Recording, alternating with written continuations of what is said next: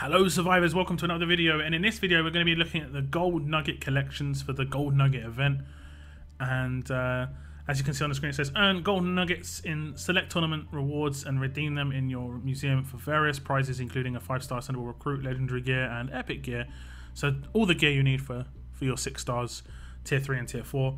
Redemption limits apply, museum available at player level 6. So let's go over to the museum, and as you can see, the gear that you can get is Epic Gear 2, Epic Gear 1, and then Legendary Gear 2, Legendary Gear 1, and then Ascendable Recruit on the right hand side. It's not really in a good order, it just seems just random.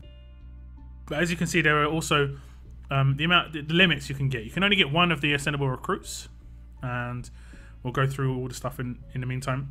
24 Epic Gear 2, so we'll check out Epic Gear 2. This is like the worst stuff in there. And as you can see, it's just, I think a lot of people have got quite a lot of this stuff now. Not huge amounts, unless you're ascending like mad. You should have reasonable stock though. Epic Gear 1 is going to be radios and watches, and again, I think most people have got at least a little bit of stock in this.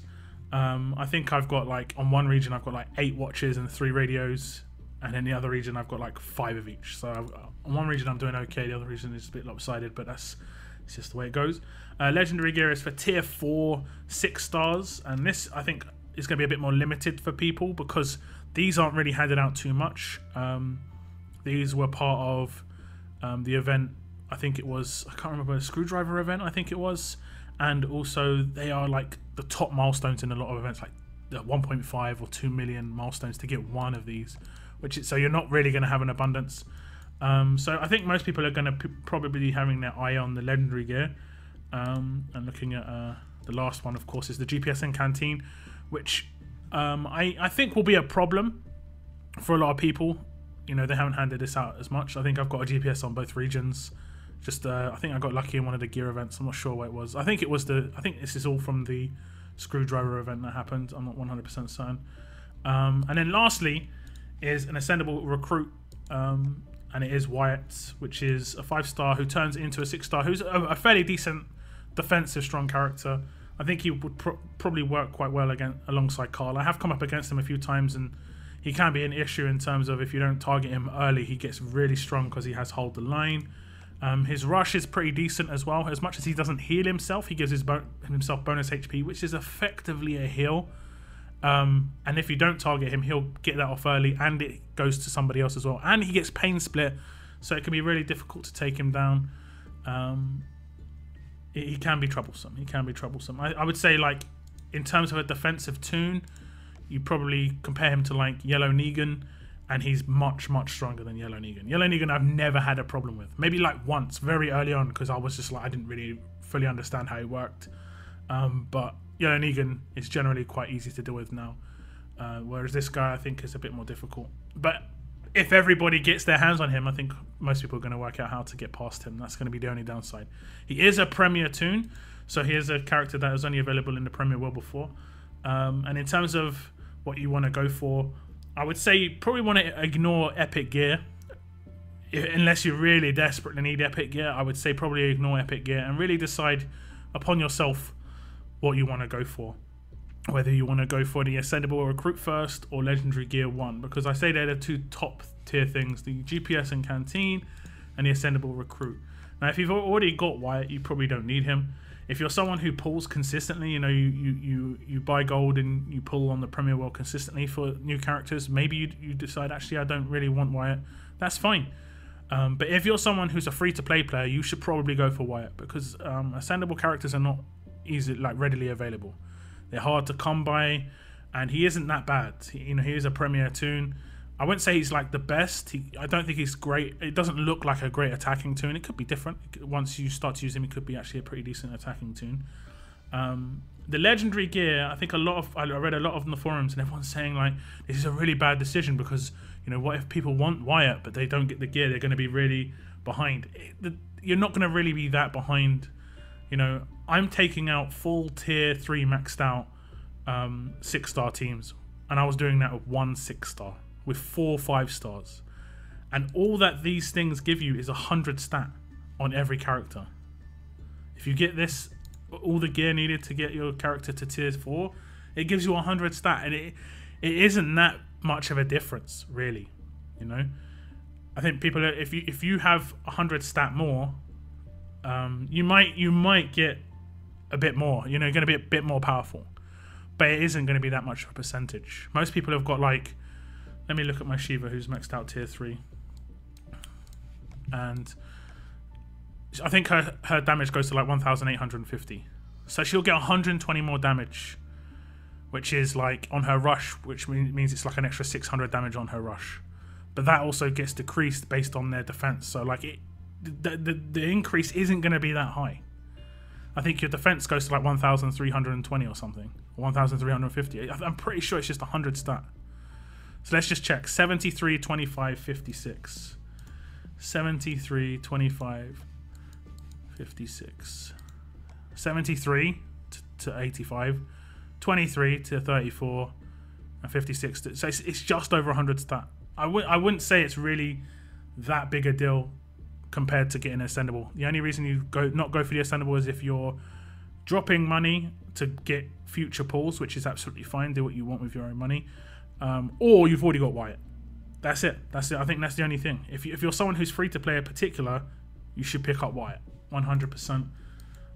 Just so you've got at least got an option. Even if you're someone who's got a mainly ranged team, just having characters available. Like, we don't know what changes will come in the future. We simply just do not know what changes will come in the future. But he will be quite useful for something like Faction Assault. Remember, you effectively need like 3 to 5 good teams in Faction Assault. He'll be pretty decent for Faction Assault. So if you've got a ranged team, like I did read someone say, I think it was online. I'm not gonna like target them and say who they were, but they didn't get Zeke when the event came because their faction said that he wasn't a good character. Now, I didn't think Zeke was a good character, but I definitely got him. I didn't ascend him very early, but I have recently ascended him because he's so good in Faction Assault. Guardian 2 is so good in Faction Assault. It's really useful because he can get Guardians up consistently, and you can effectively have like 4 or 5 Guardians up at a time sometimes. So that's why I've got him. So always, I'd say always if there's an ascendable character on like, even like with Dwight, I didn't need Dwight, but I got the 5-star Dwight. So you guys should do the same, in my opinion. Unless you've already got Wyatt, you can dodge him. Unless you are someone who pulls consistently from the Premier Wheel, you can dodge him. But if you're not someone who has Wyatt and you don't do pulls on Premier Wheel very often, you 100% should go for Wyatt. The gear is not going to be a long-term bottleneck. It's just a bottleneck for the moment. It will be a bit more available in the future. I think it's going to, obviously, it's going to be an issue. Gear's always going to be an issue. You're going to run out of gear, but this could be your only chance to get Wyatt. This is not going to be your only chance to get the gear. That's just my opinion.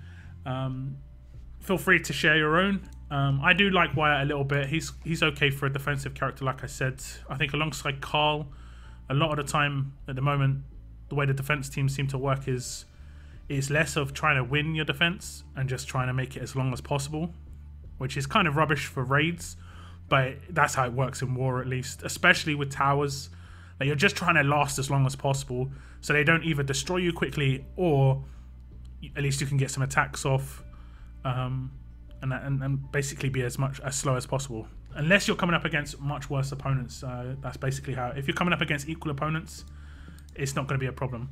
Like I said, I've taken down teams full of 6-stars, full 6-star teams, and I just had Shiva.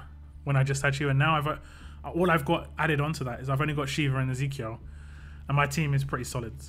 I'll try and get a high ranked team. Probably won't be able to get one, but I've come up against full 6-star teams and had no problem. And this is like windowless teams, you know, stun on defense, impair on defense teams, and I've had no problem at all. So it's just about getting your hands on as many characters as possible. Pretty much as simple as that. Giving yourself the best chance to get things done. I mean, for me at the moment, defenses are not strong enough, and this is just me giving you an example.